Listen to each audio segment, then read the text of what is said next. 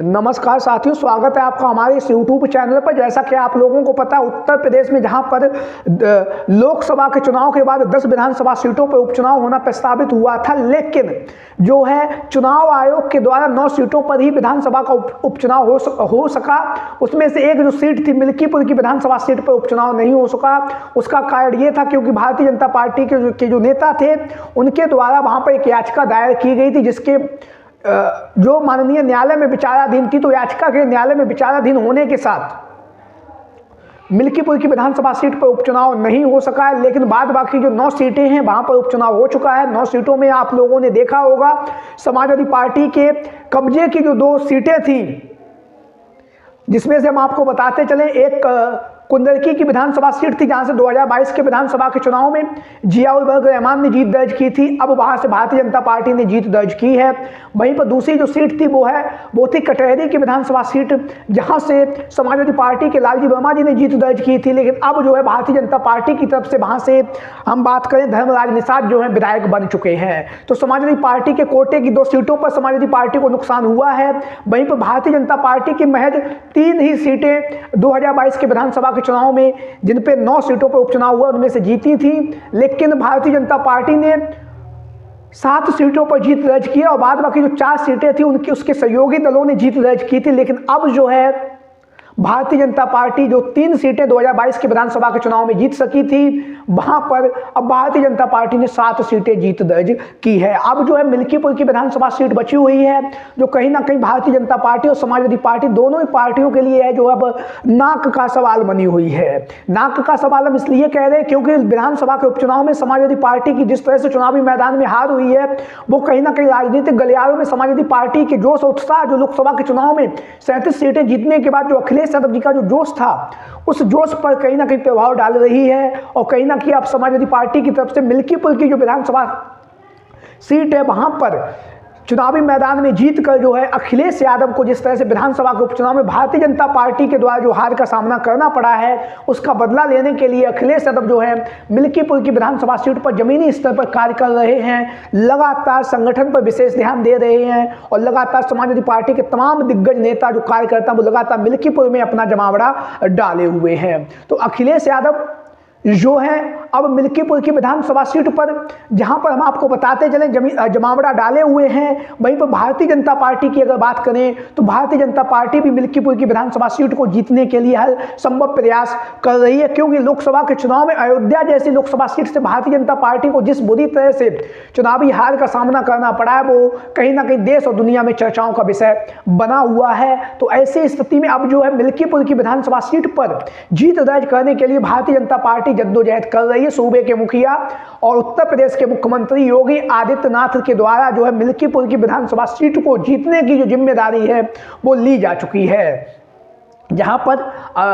योगी आदित्यनाथ ने चुनावी मैदान में जीतने की जिम्मेदारी ली है, भारतीय जनता पार्टी को जिताने की जिम्मेदारी ली है। वहीं पर भारतीय जनता पार्टी की तरफ से अभी तक प्रत्याशी के नाम का ऐलान नहीं हो सका है। वहीं पर समाजवादी पार्टी के सुप्रीमो अखिलेश यादव जी के द्वारा अवधेश प्रसाद पासी के जो पुत्र हैं अजित प्रसाद पासी को चुनावी मैदान में उतार दिया है। लेकिन अजित प्रसाद पासी के चुनावी मैदान में उतरने के बाद जिस तरह से विधानसभा के उपचुनाव में समाजवादी पार्टी को उन सीटों पर करारी शिकस्त का सामना करना पड़ा है, जहां पर अखिलेश यादव के द्वारा एक परिवार के ही लोगों को टिकट दिया गया है। क्योंकि भारतीय जनता पार्टी की तरफ से परिवारवाद का आरोप लगाया गया, तो कहीं ना कहीं जनता के मन में ये बात बन गई और समाजवादी पार्टी को लेकर जो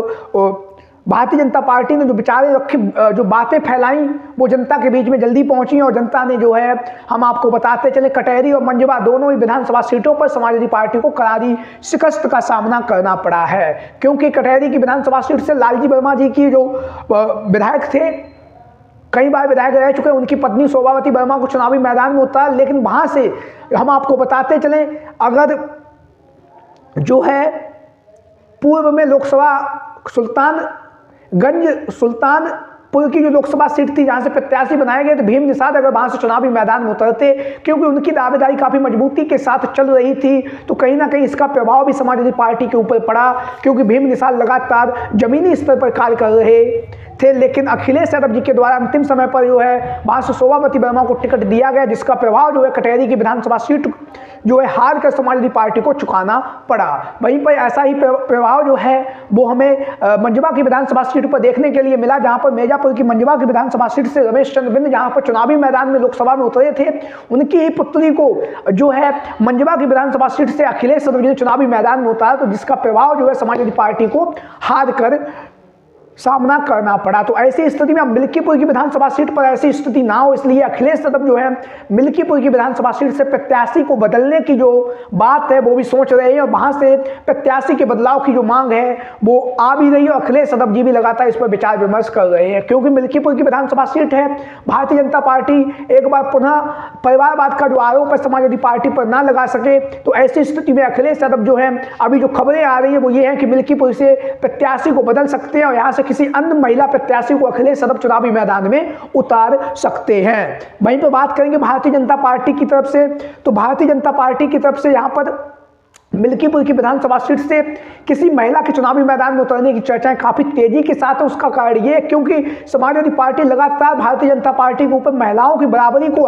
हक न देने की बात करती है, क्योंकि अखिलेश यादव यहाँ पर लगातार महिलाओं की और आधी आबादी की बात करते हैं, तो वह लगातार भारतीय जनता पार्टी पर हमला भी बोलते हैं। तो ऐसे स्थिति में भारतीय जनता पार्टी की तरफ से यहाँ से किसी महिला के चुनावी मैदान में उतरने की चर्चाएं काफी तेजी के साथ हैं, और वो महिला का जो अगर नाम की बात करें तो नाम जो है कंचन पासवान के नाम की चर्चाएं काफी तेजी के साथ चल रही है। कंचन पासवान भारतीय जनता पार्टी की कद्दावर महिला नेत्री और महिला नेत्री होने के साथ साथ चंद्र भानु पासवान जो जिला पंचायत सदस्य उनकी पत्नी है। तो ऐसी स्थिति में कंचन पासवान के चुनावी मैदान में उतरने की जो चर्चाएं हैं वो मिल्कीपुर की विधानसभा सीट पर काफी तेजी के साथ चल रही हैं। इसी कड़ी में जो दूसरा जो नाम है वो है बाबा गोरखनाथ, पूर्व में विधायक रह चुके हैं, उनके नाम की चर्चाएं भी काफी तेजी के साथ चल रही हैं, क्योंकि जमीनी स्तर पर लगातार बाबा गोरखनाथ जहां पर धुआंधार तरीके से चुनाव प्रचार कर रहे हैं, वहीं पर कंचन पासवान और चंद्र भानु पासवान भी लगातार जमीनी स्तर पर चुनाव प्रचार कर रहे हैं। लगातार जो है भारतीय जनता पार्टी का जो चुनाव प्रचार है वो इन दोनों ही नेताओं के द्वारा किया जा रहा है, जहां पर ये दोनों नेता लगातार धुआंधार तरीके से मिल्कीपुर की विधानसभा सीट पर भारतीय जनता पार्टी की तरफ से प्रचार प्रसार कर रहे हैं। वहीं पर हम आपको बताते चले मिल्कीपुर की विधानसभा सीट का जो जातीय समीकरण है उसको समझ लीजिए। यहाँ पर सबसे ज्यादा यादव मतदाता है 65,000 हैं, पासी 60,000 हैं, ब्राह्मण 50,000 है, मुस्लिम 35,000 है और ठाकुर 25,000 हैं। गैर पासी दलित जो है वो 50,000 हैं, चौरसिया 15,000 हैं और वैश्य जो है वो 12,000 यहाँ पर मतदाता हैं। 2022 के विधानसभा के चुनाव में अवधेश प्रसाद पासी ने इस सीट पर बाबा गोरखनाथ को रिकॉर्ड 12,000 वोटों से चुनावी मैदान में शिकस्त दी थी, जो कहीं ना कहीं राजनीतिक गलियारों में चर्चाओं का विषय अब बनी हुई है। मिल्कीपुर की विधानसभा सीट एक ऐसी सीट है जहां पर समाजवादी पार्टी, बहुजन समाज पार्टी और भारतीय जनता पार्टी का कब्जा रहा है। तो आप लोगों की क्या राय है मिल्कीपुर की विधानसभा सीट को लेकर? सभी साथी कमेंट बॉक्स में अपनी राय और अपने विचार जरूर दें। आज की वीडियो में इतना ही। जय हिंद, जय भारत।